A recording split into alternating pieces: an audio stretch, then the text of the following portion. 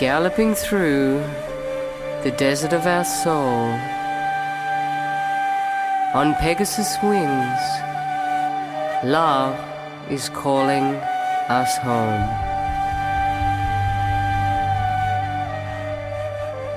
Galopando el desierto del alma, en las alas de Pegaso, el amor nos invita a volver.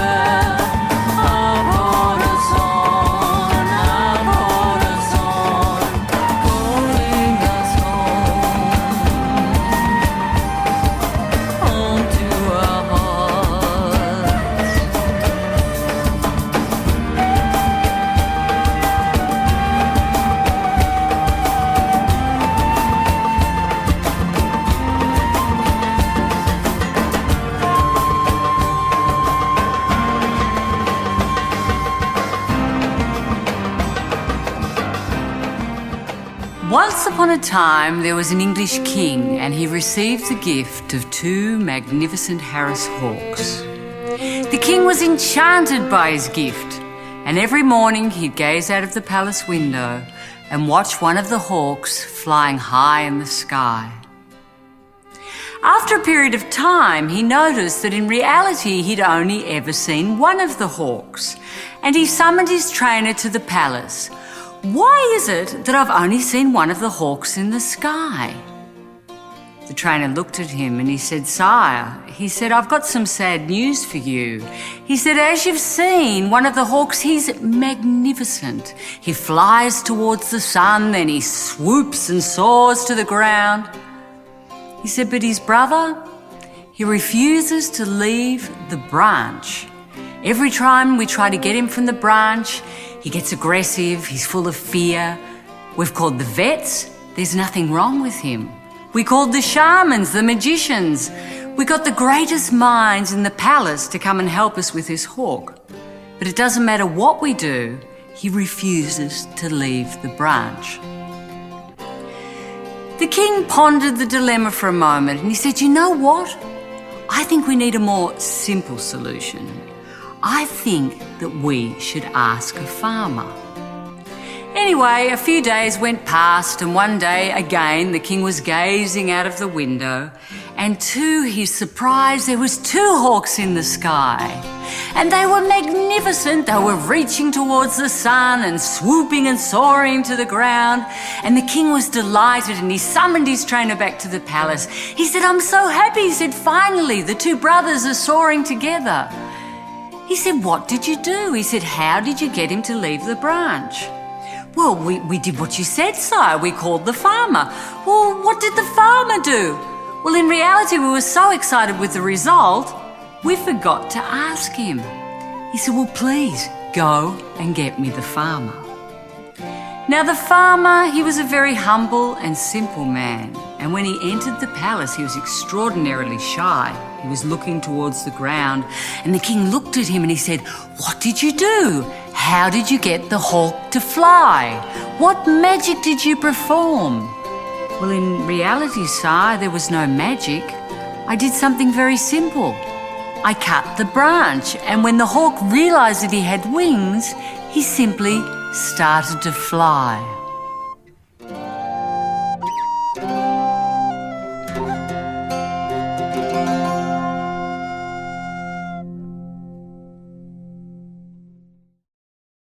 So what is it that stops you letting go of your limitations and realising your full potential?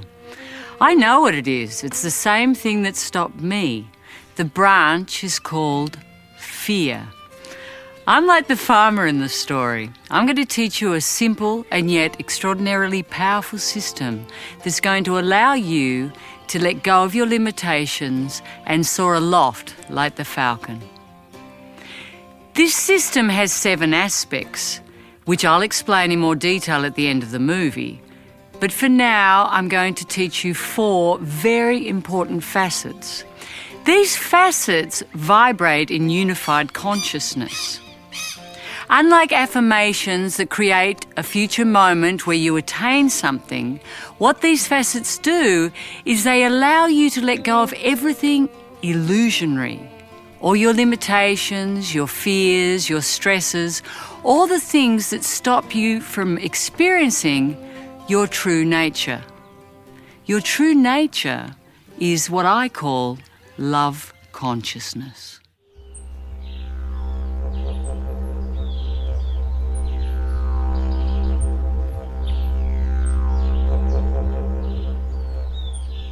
As children, we live perfectly in the moment, wrapped in a warm blanket of unconditional love. We have the freedom to soar aloft, like the falcon. But as adults, we have so many limiting ideas, belief systems, fears that we've adopted from society that our mind becomes like a matrix. And we become entangled in this web. These belief systems have nothing to do with reality, but they're supported within our bodies. We react, we respond, without really understanding why. The fears are robotic. The reason is we've created an illusion of separation from the greatness of who we truly are. But we are not our thoughts. We are not our fears. We are not our emotions. We are so much more.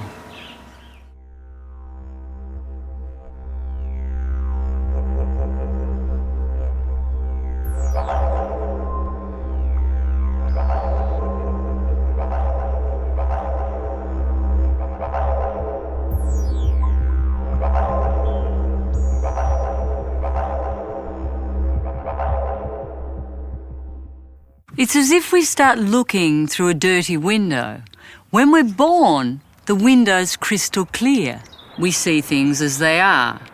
But as we start to mature and become adults, we have so many fears and limitations that we start to perceive things as we are. We lose sight of the love. We start to respond and react from our fears. We often have limiting beliefs about ourselves, that we're not good enough, that we can't achieve, that we don't deserve, that we're not beautiful or intelligent enough. We have lots of subconscious ideas that come as a consequence of our childhood experience. And these fears start to create our reality.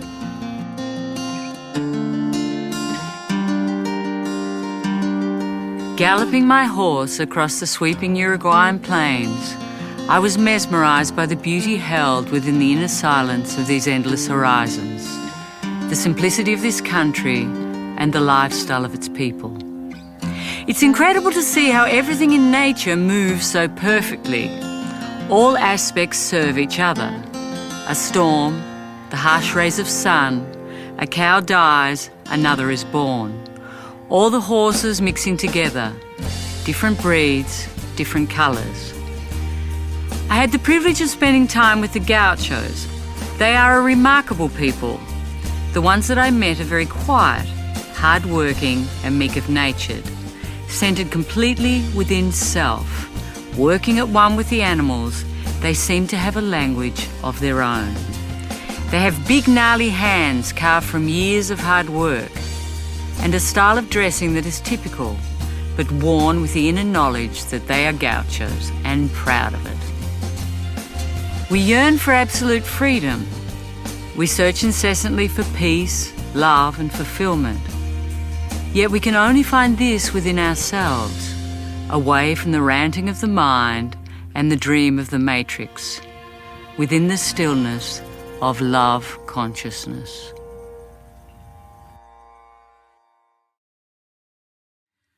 I'm going to teach you a simple facet, and this facet vibrates in unified consciousness. Praise love for this moment in its perfection. When you think in its perfection, I want you to place your attention profoundly in the heart. You're going to think the facet with your eyes closed, then very gently let it go. Then think it again and gently let it go. Do not force, do not strain.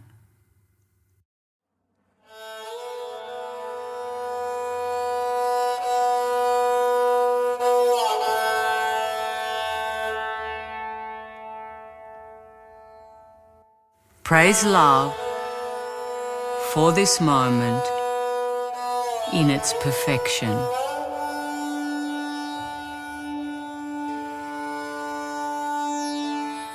Praise love for this moment in its perfection. I'm going to teach you 4 facets in total. These facets are going to clean the matrix of your intellect and bring you back to a permanent experience of love consciousness, the unconditional love and peace that is within all humans. You're going to practice these facets for 1 hour a day with your eyes closed, and everything that vibrates in a lower frequency than love consciousness is naturally just going to fall away. You might ask, how can something so simple work so profoundly? The truth is, life is very simple. The problem is, humans are very complicated. When I was a child, I spoke as a child. I felt as a child, and I thought as a child. Now that I've become a man, I've put away childish things. As adults, we spend the majority of our time judging and calculating what's wrong with our exterior. We are always comparing, categorizing everything and everyone around us. We try to box ourselves into an ideal way of being. We have learned to blame our human experience as a source of our own discontent. We fundamentally believe there is something wrong with it. We've learned to judge our thoughts, our feelings, our emotions, our peers, our friends, our parents, our children, our political and religious leaders. We judge our financial situation, the state of the environment, certain ethnic groups, our sexual preferences. And let's not forget the judgments we have about ourselves and our bodies. Modern society has an ever-increasing obsession with youth and physical beauty. As we fight against the scale, the wrinkles, the grey hair, we are also fighting against the illusion of time. When we come back to a place of innocence and perfection, we start to love ourselves exactly as we are. When we vibrate in love consciousness, the matrix of the intellect starts to disappear, and we start to perceive through a window that is crystal clear. We start to see the beauty and perfection instead of always seeing something to criticize. Another thing we start to experience is living in the present moment. As adults, we're never in the present moment. We're always worrying about the future, regretting the past, dragging a past moment into this moment, projecting our fears onto everything.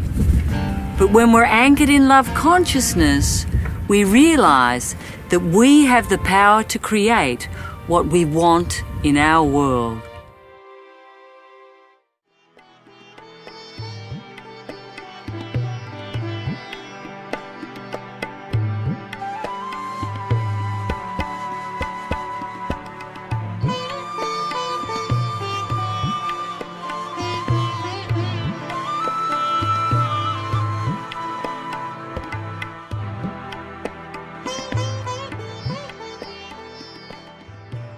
When we come back to our true nature, our true essence, we start to live in harmony.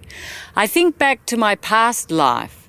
Even though I meditated a lot, I was such a stressed out disaster, and I was certainly never in the present moment. When I lived in Melbourne, Australia, I used to walk my dog along the seafront. Eternally busy and overachieving, I hurried by, lost in my worries and distractions. When I began to experience love consciousness, everything started to change. I started to be present in the moment. One day, whilst out with my horses, I heard this repetitive sound. I sat and listened. It was a sound I'd never heard before.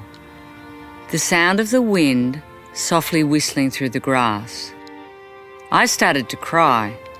I was so shocked that I'd been so involved in achieving, succeeding, I'd never truly heard the beauty of what was in front of me. It's so important to think the facets with your eyes open. When you see yourself caught in a drama in your head or in a stressful situation, just think the facet and drop into a place of peace. And you can be all the love that you can, and you will see all the love that you can, my beautiful one, my beautiful one. Chase the wind, your time has just begun. My beautiful one, spread your wings now and fly towards the sun, and you can be all the love that you can, and you will see all the love that you can be, my beautiful one. This next facet I'm going to teach you will allow you to embrace your human experience in all of its complexity. We all have such a judgment with our human experience, but I always say that in order to be divine, I have to be willing to be human. Does that mean that we don't want things to change? No, of course we want things to change. We all want to experience more love of being, more love on the planet, a world based in peace. But in order to experience that, I have to embrace the now. The new facet is thank love for my human experience in its perfection. And again, when you think in its perfection, you're going to place your attention profoundly in the heart.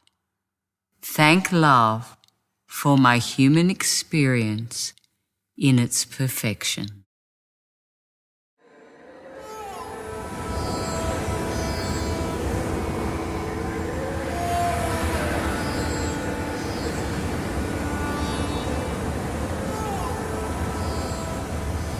Thank love for my human experience in its perfection.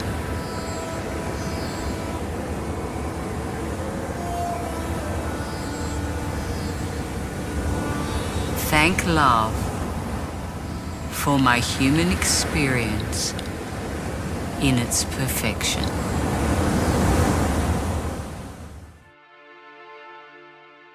Have you ever watched children building sandcastles on the beach? They run around filling their buckets and they make their castles higher and higher.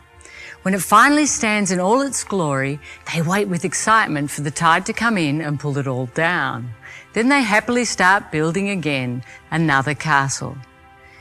Do you think that before they start building they thought, oh no, we shouldn't build here. The tide's going to come in and destroy it. No, that's not how they think. When the wave comes in, is there anguish?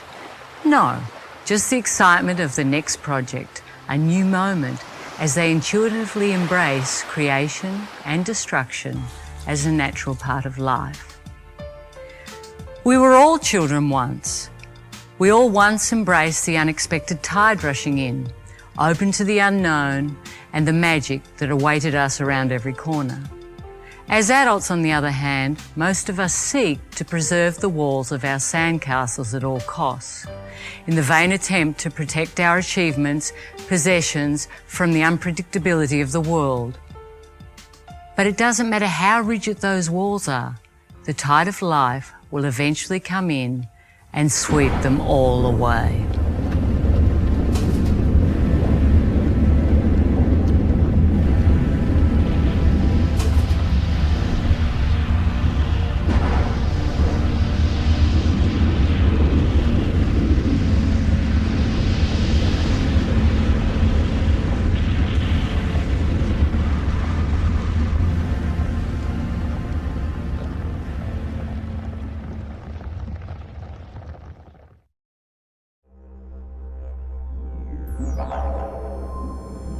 In this world of duality, we feel different from one another. We perceive separation and injustice everywhere.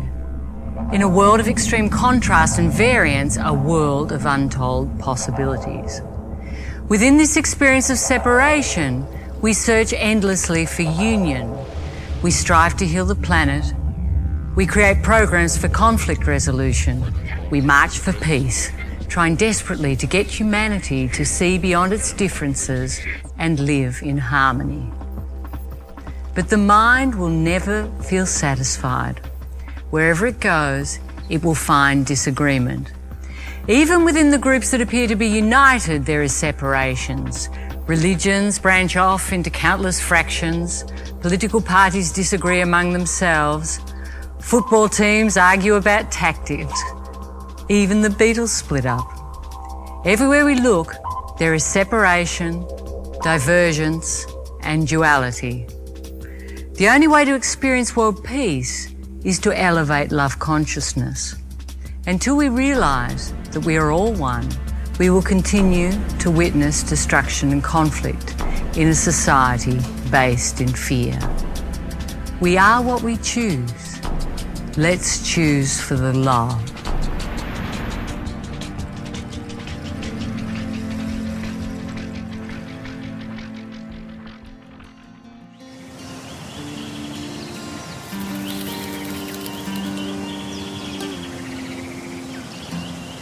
Once upon a time, there was a young jacare basking on a log in the Iguazu waterfall. He was pondering his responsibility. Being a crocodile, he had a very strong heritage. His ancestors came directly from the dinosaurs. He was a carnivore, a cold-blooded assassin, and all of this weighed so heavily upon the poor crocodile.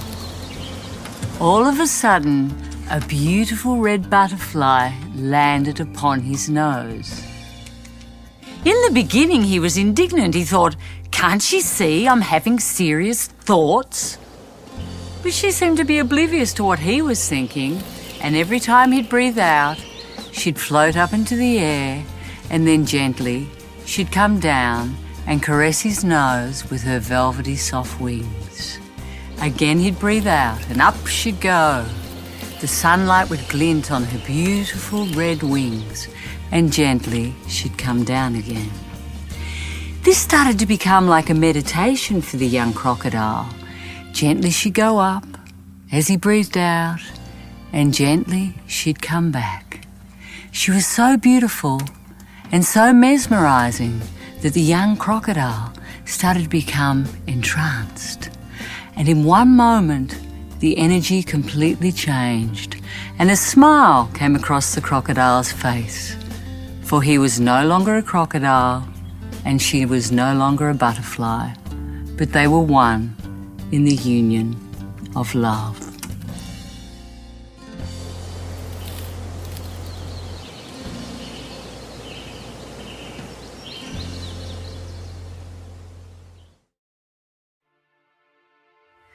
On the peaks of the Andes, water turns into snow. It changes form, but it's still the water. Then it changes again and it becomes a glacier, a river of ice. Then the lake and the sun seduce the glacier and it starts to melt and unite with the river. It too is incredibly beautiful, the bluest thing you've ever seen. Yet it is still the water. Water changes form millions of times. In each of its forms, it's splendid, but it never ceases to be water. Lapping on the seashore, it is gentle, refreshing, comforting. In a tsunami, it can become consuming and destructive. As billowing clouds, it casts shadows across the landscape. Then it falls as rain, breathing new life into the earth below. Drunk from a spring, it can be healing and nourishing. Yet, you can also drown in it as it steals your last breath.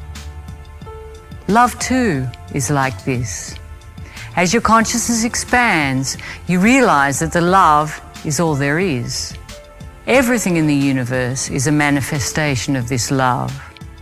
Tears can be running down your face because you think you're suffering. It's still love. Or you can be mesmerized by the eyes of a lover, and the tears will still be falling.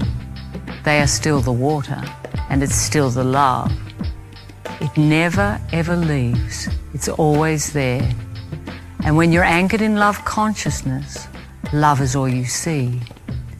And in all forms, you see its perfection. People used to say to me, you need to love yourself more. And I'd say, well, that's a great idea. But nobody knew how. I thought it was having a massage, going on holiday, maybe buying a new sports car. But it never mattered what I did, what I achieved, I always got to the same point in my life where nothing could satisfy me. But in order to realize, first you must let go. So when you see my face in memories, and the tears well up inside, and my voice will gently come to you like the eyes of a child, full of wonderment and beauty. Let me put your heart to rest. I am never far away, and with my love, you are still blessed. Ultimately, when I went profoundly into my fears, I realized that I didn't love myself at all. When we create separation from self, we create this belief net. And this belief net makes us think that we don't deserve love. But we still search for it endlessly outside. We search for it in our families, our partners, our successes, our achievements. But we never feel complete, because ultimately we yearn for the unconditional love that's within us. It's as if we've built our house on a faulty foundation. This next facet I'm going to teach you reunites you with the greatness of who you truly are, the unconditional love that sustains totality. Love creates me in my perfection. Again, when you think the facet, you're going to gently place your attention profoundly in the heart.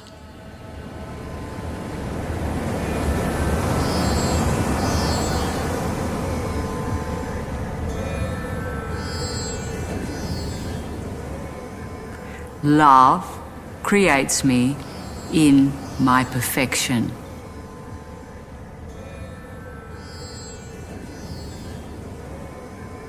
Love creates me in my perfection. The perplexities of love are incomprehensible to the human intellect. Love is the greatest force that exists, the only thing that exists. Yet, we experience it on such a minimal level. As it starts to expand, it encompasses everything until it completely nullifies the experience of separation and suffering. Love is the mountains. Love is the thunderclouds. Love is the morning rays of sun playing gently on your face. Love is the garbage bag that wraps itself around your feet on a windy day. Love is the partner that you gaze at longingly over a candlelit dinner.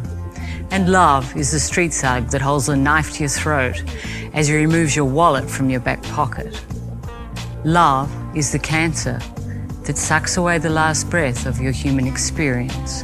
And love is the painful contractions as you deliver the gift of a newborn baby. Where can I not find love? There is nowhere I cannot find love. It is the only thing that exists.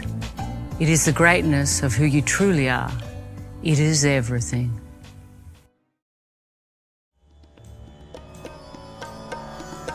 In the breeding season, I find great joy in visiting the whales. They are the biggest animals in the world and surely amongst the most powerful. And all they do is radiate love. It's incredible. It's all you can feel. They are pure peace, yet they are so big. They look at you lazily through the shimmering water as if you're some kind of rare insect. And then down they go again. The whales come with their babies. These babies drink 2,000 litres of milk a day. Now that's a lot of milk. But Mum, she just lays there in perfect peace and joy, feeding the baby until she gets tired. And then she simply rolls over on her back. The baby whale hates that and he starts wagging Mum with his tail. He could drink 10,000 litres of milk a day. It's a fairly strong thing having a baby hitting you with its tail, especially if it's a baby whale. But Mum just lays there, ignoring him, letting him have his little temper tantrum. She doesn't think, oh, I shouldn't get tired so easily.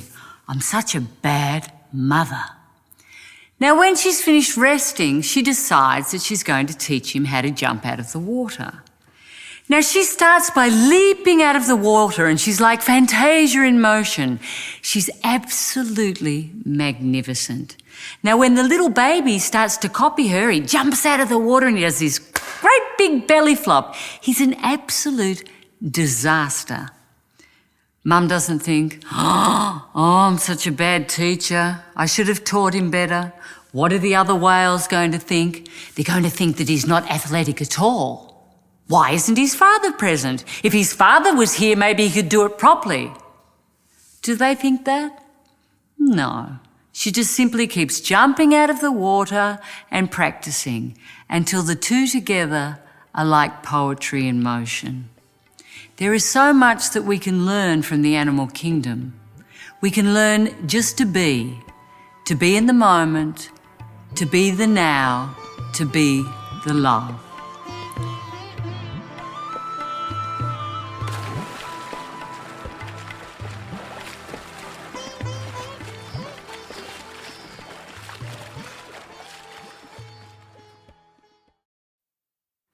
I'm going to invite you to play a game.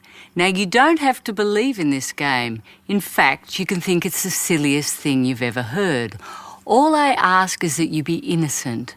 I want you to pretend for one moment that you are God. You are the creator of totality. What would your choices be? You create this world and you can change it in any moment. You have all the power. I want you to imagine with an open heart that everything you believe, everything you see, every idea you have is ultimately not based in truth. It is just something that you, as God, have designed from your imagination. You were never born, you will never die. You never came because you never left. You have always been everything for eternity. There is nothing to fear and there is nothing wrong. You are perfect exactly as you are. And the only thing that exists is love.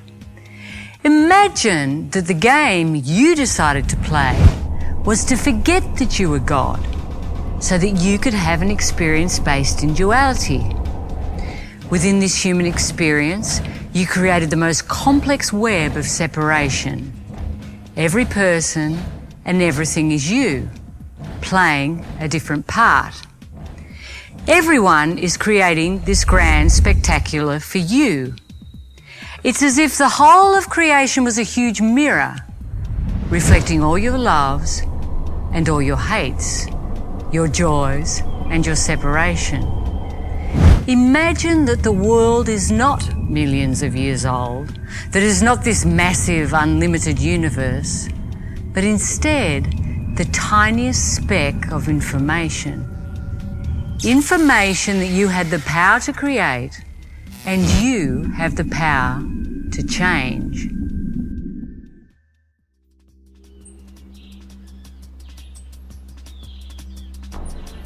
We spend our whole lives looking for one thing, and that thing is love.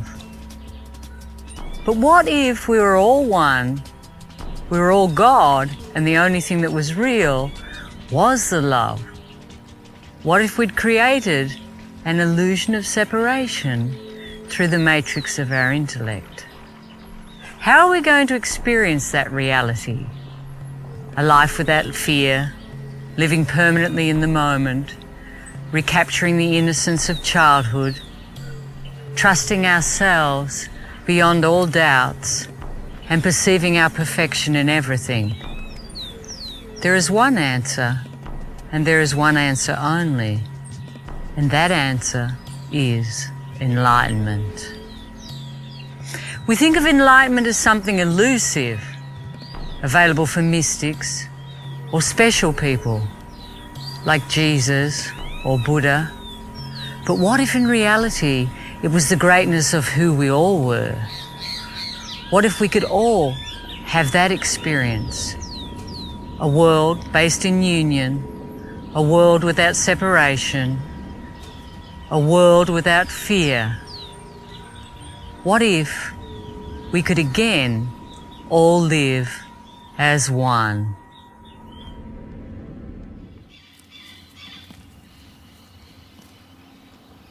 We're always trying to change our external circumstances. We always think that if something changes, then we can be happy. We lose our capacity to flow in life, and yet we swear that all we want is peace. But we fight for peace. We scream for peace. The only thing we really want is to be right. What I love about my Harris hawk is that she always has the capacity to flow in life. As the sun's setting, she swoops down in all of her glory and lands on my arm. When she was a baby, she was thrown from the nest, and I raised her and taught her to hunt, to the point where she thought that I was her mother, and she associates me with food. Every afternoon, I take her out. She soars high in the sky, but when I call her, she comes back because she knows I'm going to feed her. She's a very powerful bird.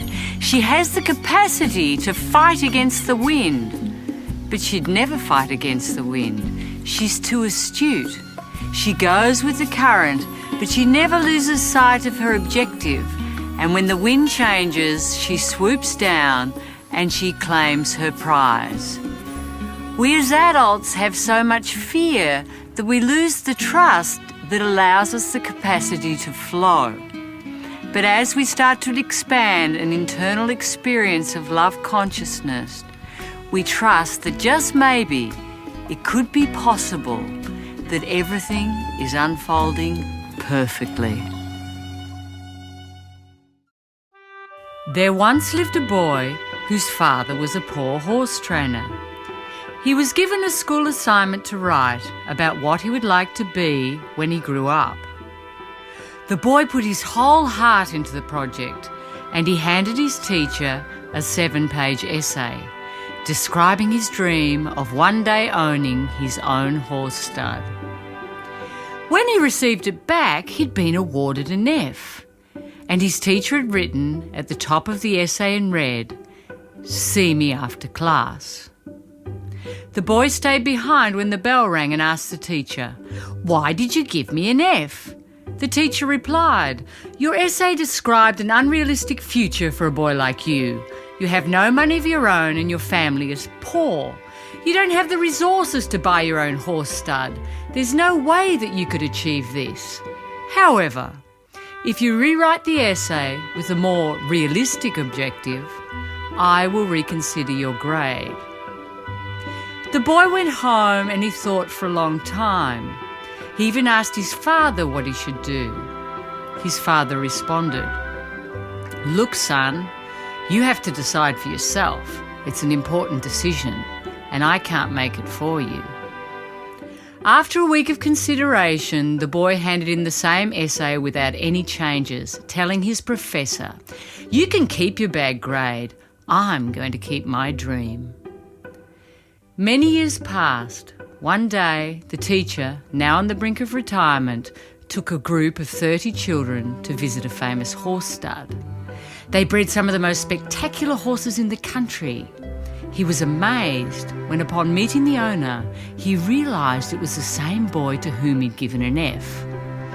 Upon leaving, the teacher told the owner of the stud, "When I was your teacher many years ago, I was a dream stealer. For years I stole the dreams from children. Luckily, you managed to hold on to yours. As you practice the facets I'm sharing with you, the limiting beliefs that have governed your past will fall away without any effort on your part, and you will begin to encounter your dreams."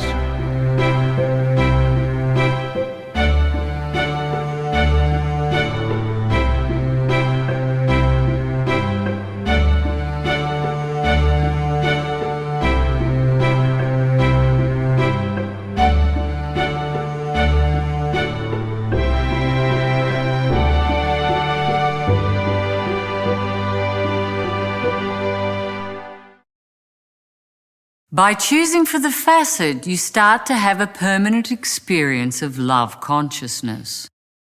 The more we choose for this in each moment, the more peace, joy, and internal security we experience.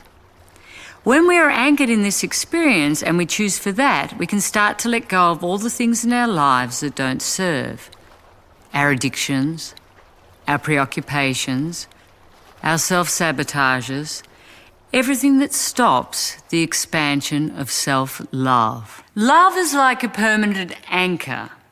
If you imagine for a moment that you're a little boat on the ocean, and the ocean could be your life, your thoughts, your emotions. Some days the sun's shining and the boat feels stable and calm and tranquil.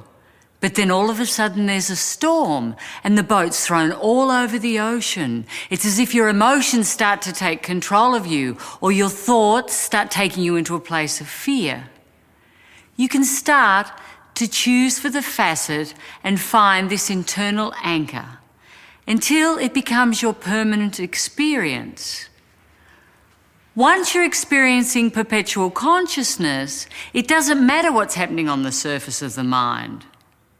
There could be a storm, it could be calm, the waters can change, but you're always having this underlying experience of peace and joy. And just when you think that life couldn't get any better, that love moves into everything.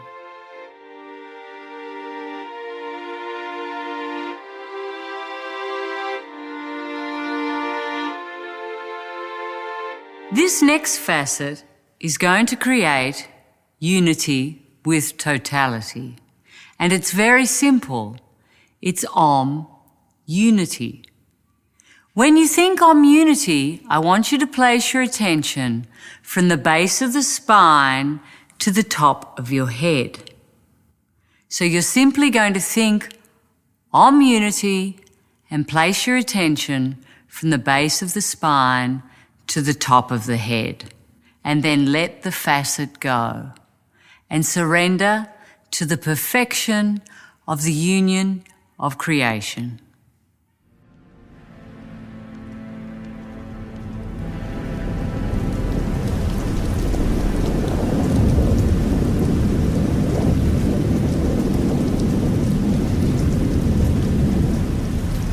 Om, unity.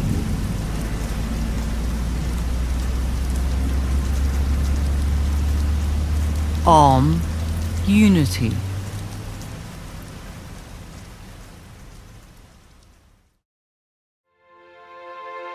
What this system promises is the opportunity to experience unconditional love of self, to experience heaven here on earth, to be surrendered in every moment and flowing with the changes of the universe, to live in the here and now, embracing the abundance, the beauty, and the magic of life, to perceive the perfection of your creation and enjoy its duality, its inconsistencies, its humanness, every one of its infinite, unique facets. As you change your perception, you will find that this human experience can become the most exciting, wonderful, inspiring, enlightening game that has ever existed. Humanity can be complex, entertaining, beautiful, annoying, unbearable, delightful, fascinating, dull, creative, artistic. I see it all as a massive potpourri which I throw up in the air and gobble up like popcorn as it falls to the ground. Life is a game full of wonderment, and nature is my playground. I revel in the beauty of the planet. I love the magnificence of the Andes, the arid Chilean deserts, the palm-encrusted beaches of Brazil, the lush jungles of Colombia, and the rolling green hills of Australia. I love the might and perfection of the animals, from the comical appearance of the platypus and the wombat to the majesty of the perfect chiseled thoroughbred horse. I love the scrawny alley cat that looks like a walking infection, and I love the majesty of the black jaguar that slinks through the rainforests. I'm delighted by the contrasts of the city. I love the noise, the disorder, and the beautiful architecture of the main street, as well as the shanty towns perched on the mountain tops. When we experience unity, the fear falls away, and there's nowhere in creation that wonderment cannot be found. But first we must go inwards and find unconditional love of self, and then the outside mirrors that completion. For all of my life, I tried to change the world so that I could be happy. And finally I realized that that peace, that joy, was within me. When I learnt to love myself unconditionally, I could love the world unconditionally. I could give joy and peace to my partner, my friends, all of my environment. I want you to imagine for a moment that when you look in the mirror, the person looking back at you is someone that you truly love. And that is my wish for you. And you always have an angel by your side to wake you in the morning and watch you sleep at night. Anyone as special and beautiful as you needs an angel in everything they do.